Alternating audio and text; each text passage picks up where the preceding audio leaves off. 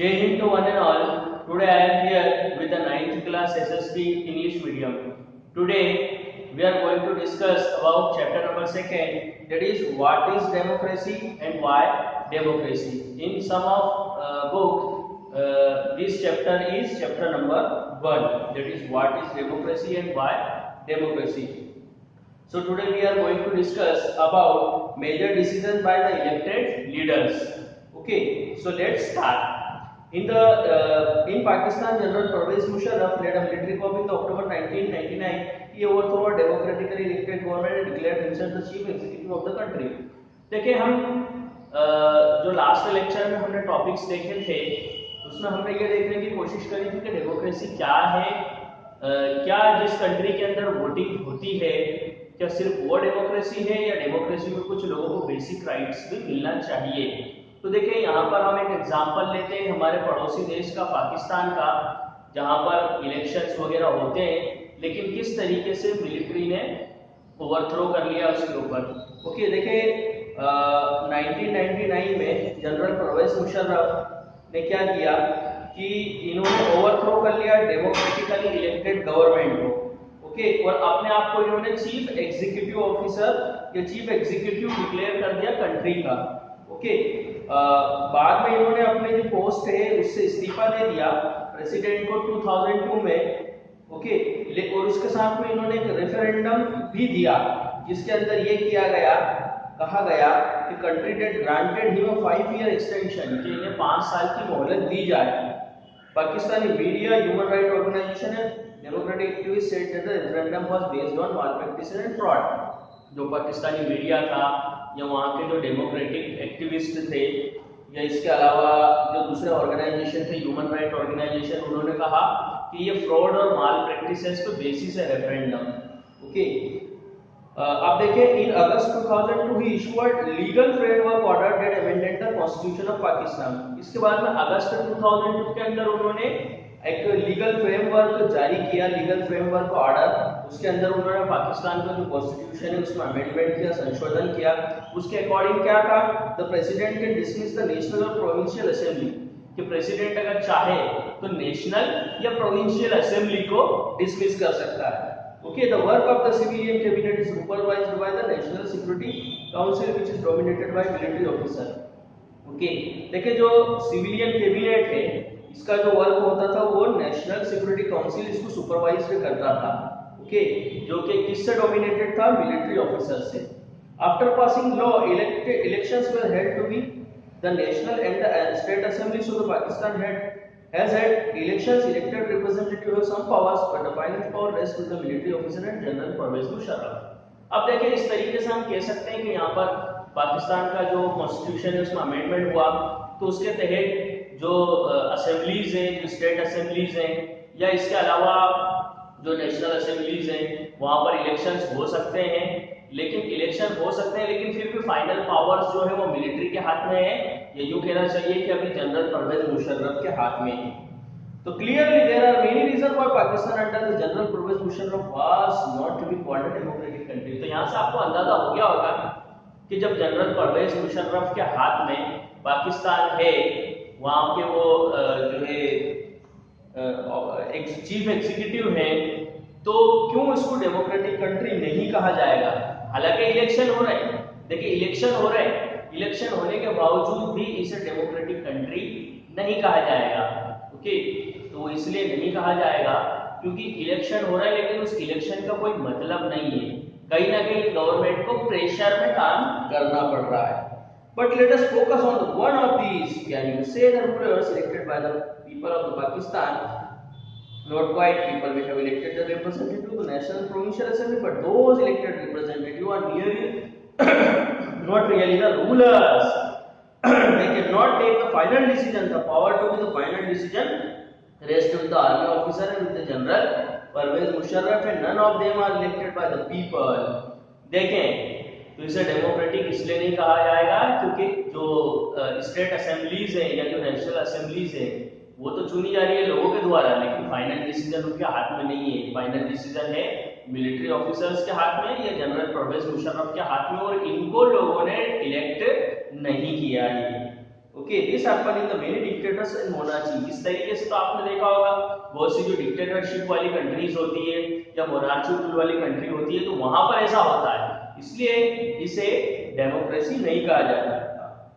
They formally have elected parliaments and government, but the real power is with those not elected. In the last chapter, we read about the role of USSR in the Communist Party and US in the contemporary Iraq. तो देखिए ये वैसा ही हो गया जैसे हमने last chapter के अंदर पढ़ा था कि जो सोवियत यूनियन था, जो दूसरी कम्युनिस्ट कंट्रीज वगैरह थी वहां पर उसका फुल कंट्रोल था। ओके, या जो इराक का कंट्रोल था, सॉरी यूएस का कंट्रोल था, अमेरिका का कंट्रोल था इराक के अंदर। तो इस टाइप से ये हो गया है। यहाँ पर भी जनरल, यहाँ पर भी स्टेट असेंबलीज और नेशनल असेंबलीज हैं, लेकिन आखिरी पावर और जो सुप्रीम पावर है वो आर्मी के हाथ में या जनरल परवेज मुशर्रफ के हाथ में। ओके, तो यहाँ से आपको अंदाजा लग गया होगा कि डेमोक्रेसी में केवल एक वोटिंग होना और वोटिंग के साथ में स्टेट असेंबलीज बनना या नेशनल असेंबलीज का गठन होना ये जरूरी नहीं है, बल्कि उनके पास में पावर्स भी होना चाहिए। ओके, आगे हम देखते हैं free and fair electoral competition. In China elections are regularly held after every 5 years for electing the country's parliament called Quanguo Renmin जयहुई। Okay, National People's Congress, the National People's Congress has the power to appoint the president of the country. अब देखिए हमने example लिया अभी पाकिस्तान का, अब हम थोड़ा सा डेमोक्रेसी को समझने के लिए चाइना का एग्जांपल लेते हैं। देखिए यदि हम चाइना की बात करें तो वहां पर हर 5 साल में इलेक्शंस होते हैं। ओके, और for electing the country's parliament, country की पार्लियामेंट को इलेक्ट करने के लिए हर 5 साल में इलेक्शन होते हैं। वहां के पार्लियामेंट का नाम है क्वांगो रैनमी जयबियो और जाहुई। इसका मतलब है नेशनल पीपल्स कांग्रेस। ओके, अब देखिए नेशनल पीपल्स कांग्रेस के पास में पावर है प्रेसिडेंट को इलेक्ट करने के। ओके, इसके नियरली 3000 मेंबर है ऑल ओवर द चाइना के अंदर। Some members are elected by army, कुछ मेंबर को आर्मी इलेक्ट करती है। Before contesting election a candidate needs the approval of Chinese Communist Party। अब देखें अगर कोई देखें यहाँ पर इलेक्शन में भाग लेने के लिए, इलेक्शन में कंटेस्टिंग करने से पहले यहाँ पर अप्रूवल लेना पड़ता है चाइनीज कम्युनिस्ट पार्टी का। उसके अप्रूवल के बगैर आप चुनाव नहीं लड़ सकते। Only those who are the member of Chinese Communist Party or 8 smaller allied to it were allowed to contest election। अब देखें चाइना में इलेक्शन में कौन लड़ सकता है, जो कम्युनिस्ट पार्टी का है या जो इनकी 8 अलाइन पार्टी है उनका मेंबर है वही यहाँ पर चुनाव लड़ सकता है। ओके, इसके अलावा नहीं लड़ सकता। Since it's independence in 1930 Mexico holds election after every 6 years to elect its president. The country has never been under the military or dictatorship rule, but until 2000 every election was won by the party called PRI। अब देखो यदि हम बात करें China की आज़ादी की, 1930 में आज़ाद हो गया था, उसके बाद में यहाँ पर हर 6 साल के अंदर प्रेसिडेंट के इलेक्शंस वगैरह होते रहे, लेकिन यहाँ पर केवल एक ही पार्टी जीत के आई। देखो यहाँ पर मिलिट्री और डिक्टेटर्स वगैरह भी नहीं रूल किया, लेकिन उसके बावजूद यहाँ पर एक ही पार्टी जीतती है जिसको हम PRI कहते हैं या इंस्टीट्यूशनल रिवोल्यूशनरी पार्टी कहा जाता है, उसको शॉर्टकट में PRI कहते हैं। ओके, इसके अलावा जो अपोजिशन पार्टी है वो बिल्कुल भी कंटेस्ट नहीं करती है इलेक्शंस के अंदर। ओके, और उनको जीतने भी नहीं दिया जाता है, क्योंकि वहां पर जो कम्युनिस्ट पार्टी है उसका फुल प्रेशर है, वो जैसा चाहती है वैसा होता है। तो PRI was known as to use many dirty tricks to win. अब देखो जो PRI है वो भी क्या बहुत सारे डर्टी ट्रिक्स अपनाती इलेक्शन को जीतने के लिए। ओके, जो भी गवर्नमेंट की जो भी गवर्नमेंट सर्वेंट होते हैं वहां पर, चाहे टीचर हो या और भी कोई दूसरे गवर्नमेंट सर्वेंट, उनको PRI की जो मीटिंग्स वगैरह है वो अटेंड करना पड़ती है, उनके सेमिनार अटेंड करना पड़ते हैं। ओके, और स्कूल के बच्चों को कहा जाता है कि आप क्या कहें, अपने पेरेंट्स को कहें कि PRI जो वोटिंग है वो कहाँ करे, वो PRI के हक के अंदर करे।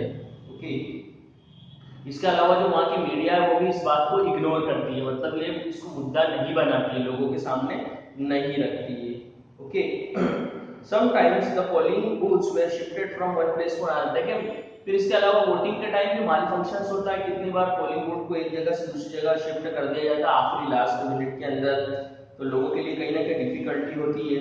और इसके अलावा जो PRI है वो बहुत ज़्यादा पैसा खर्च करती है, इस बात पर खर्च करती है कि लोग किसी तरीके से हमको वोट दे दें। Okay, should we consider the election described as an example of elected rulers. अब आप बताइए कि ये डेमोक्रेसी का एग्जांपल है, हालांकि यहाँ पर इलेक्शन हो रहा है, लोग अपना रूलर चुन रहे हैं, लेकिन कहीं ना कहीं एक पार्टी के हाथ में कमांड होना पूरे देश की और दूसरी पार्टी को बढ़ के नहीं आना या दूसरी पार्टी को मौका ही नहीं देना, या कहीं ना कहीं रूल्स ऐसे बना देना कि जो अपोजिशन है वो अपोजिशन रह ही नहीं जाए, उसका कोई रोल ही नहीं रह जाए, या यदि है भी तो बिल्कुल न्यूट्रल, तो क्या हम इसे डेमोक्रेसी कहेंगे?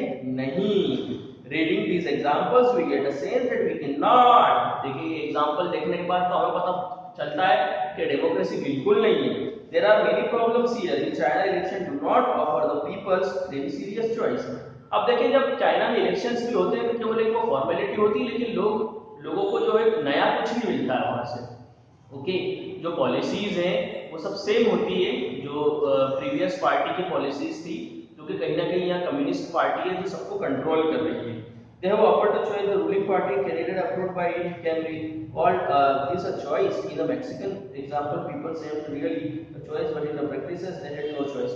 देखिए केवल एक जाहिरी तौर पे दिखाई दे रहा है, जाहिर में दिखाई दे रहा है कि ठीक है चाइना के अंदर इलेक्शन हो रहा है, इलेक्शन के बाद में एक पार्टी है जो वोट करके आ रही है, उसके बाद में नए प्रेसिडेंट का खिताब हो रहा है या नए प्राइम मिनिस्टर चुने जा रहे हैं वहां से, लेकिन उसके बावजूद भी क्या आप इसको रियली डेमोक्रेसी कहेंगे या ये कहेंगे कि ये लोगों की चॉइस है?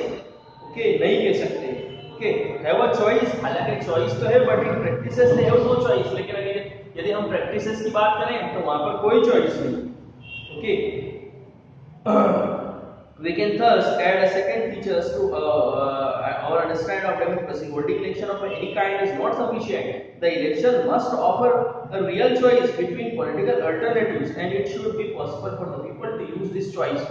अब देखें यहाँ पर एक बात हमें समझ में आई कि डेमोक्रेसी के अंदर केवल वोटिंग होना ये मायने नहीं रखा था, बल्कि वोटिंग के साथ साथ लोगों को हमारे पास में जो मल्टी पार्टी सिस्टम होना चाहिए, एक से ज्यादा पार्टियां हो और लोगों को फ्री एंड फेयर इलेक्शन मिले ताकि वो इन पार्टियों को चुन सके, है ना, कि जो व्यक्ति चाहे उसके वन वोट का वन अधिकार रहे और जो व्यक्ति जिस पार्टी को चाहे उसको वोट दे सके, फ्री एंड फेयर इलेक्शंस हो, तब जाके जो है डेमोक्रेसी असल मायनों में डेमोक्रेसी है। ओके, तो हमें ये कहना दुरुस्त होगा कि जो डेमोक्रेसी है वो फ्री एंड फेयर इलेक्शंस के ऊपर बेस्ड है।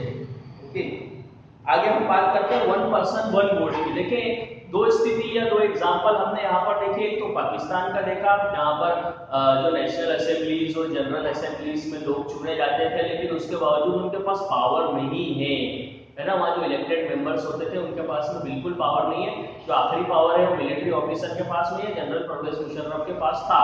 इसके अलावा हमने चाइना का एग्जांपल देखा कि चाइना के अंदर भी हर 5 साल के अंदर इलेक्शन होते हैं, लेकिन आखिरकार जीतती कौन है? एक ही पार्टी जीतती है जो कम्युनिस्ट पार्टी को बिलोंग करती है, जो कैंडिडेट कम्युनिस्ट पार्टी को बिलोंग करता है, और इसके अलावा कम्युनिस्ट पार्टी का उसे अप्रूवल लेना पड़ता है। ओके, और जो भी पार्टी चुन के आती है जैसे PRI वगैरह जो चुन के आ रही है तो बहुत ही माल प्रैक्टिसेस और माल फंक्शंस करती है इलेक्शंस के अंदर।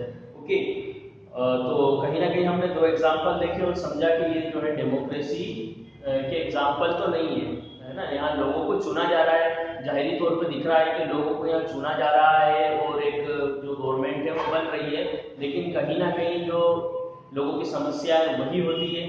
ओके, तो क्योंकि यहाँ पर फ्री एंड फेयर इलेक्शन नहीं है और मल्टी पार्टी सिस्टम्स नहीं है, मल्टी पार्टी सिस्टम्स के द्वारा पार्टीज नहीं चुनी जा रही है चाइना के अंदर, और इसके अलावा पाकिस्तान में यदि वो चुनी भी जा रही है मल्टी पार्टी सिस्टम भी है तो आखिरी जो पावर है वो मिलिट्री के पास में है।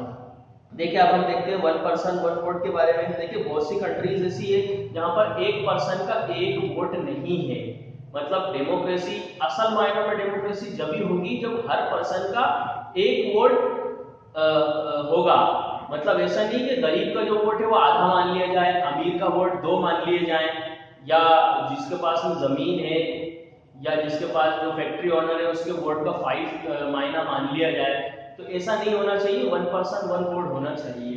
तो देखिए अब हम देखते हैं, in last chapter we read about how struggle for democracy was linked to depend on the universal electoral franchise. This principle was now came to be accepted all over the world, yet there are the many instances of the denial of the equal rights to vote. देखिए आज के जमाने में जो universal adult franchise की तरफ सभी countries बढ़ रही है। मतलब यूनिवर्सल एडल्ट फ्रेंचाइज का मतलब है यहाँ पर रहने वाले जितने नागरिक हैं उन सबके वोट का जो वजन है वो 1 होना चाहिए। ओके, लेकिन फिर भी बहुत से देश ऐसे हैं जहाँ पर हर किसी के वोट का वजन 1 नहीं है। जैसे यदि हम बात करें सऊदी अरेबिया की, तो वहाँ वुमेन्स को वोटिंग राइट्स नहीं है। यदि हम बात करें इस्टोनिया की, okay, Estonia has made it citizenship rules in such a way that the people belong to Russian minority find difficult to get right to vote.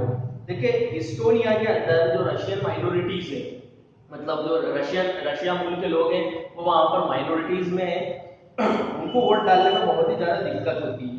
Okay, Fiji के अंदर यदि हम बात करें तो जो वहाँ के मेन फिजी कंट्री के अंदर रहने वाले लोग हैं उनको राइट टू वोट है, लेकिन कहीं ना कहीं जो इंडियन लोग हैं, मतलब जो इंडिया से फिजी के अंदर गए हैं लेकिन वो फिजी के ही नागरिक हो गए, तो उनको दिक्कत आती है वोट डालने में। ओके, तो जो मेन फिजीज हैं उनके वोट की वैल्यू ज्यादा है, जो इंडियन फिजीज है उनके वोट की वैल्यू कम है। तो देखें democracy is based on fundamental principle of political equality. अब डेमोक्रेसी जो है वो बेस्ड होती है फंडामेंटल प्रिंसिपल के ऊपर, पॉलिटिकल इक्वालिटी के ऊपर, लेकिन यहाँ पर इक्वालिटी नहीं है। यहाँ जो किसी के वोट का वजन तो ज्यादा है, किसी का कम है। It gives us third features of democracy. In the democracy, each adult must have 1 vote and each vote head must have 1 delegate. देखो डेमोक्रेसी के अंदर हर वोट की वैल्यू सेम होना चाहिए, तभी वो असल मायनों के अंदर डेमोक्रेसी है। तो यहाँ पर जो हमने प्रॉब्लमेटिक सिचुएशन देखी सऊदी अरेबिया में, इस्टोनिया में या फिजी के अंदर, तो यहाँ पर भी वोटिंग हो रही है। वोटिंग के बाद लोग अपनी गवर्नमेंट को इलेक्ट कर रहे हैं, चुन रहे हैं, लेकिन यहाँ पर जो लोग हैं उन लोगों के साथ में भेदभाव हो रहा है। मतलब हर किसी को समान अधिकार नहीं है वोटिंग का। ओके, तो ये सिचुएशन है। अब इसके बाद में rule of law and respect for rights, ये हम कल पढ़ेंगे। तो आज के लिए बस इतना ही। आपको इस लेसन्स को या जो टॉपिक्स वगैरह पढ़ाया है उसको रीड करते रहना है ताकि आपको अच्छे से समझ में आए। तो आज के लिए बस इतना ही। जय हिंद, जय भारत।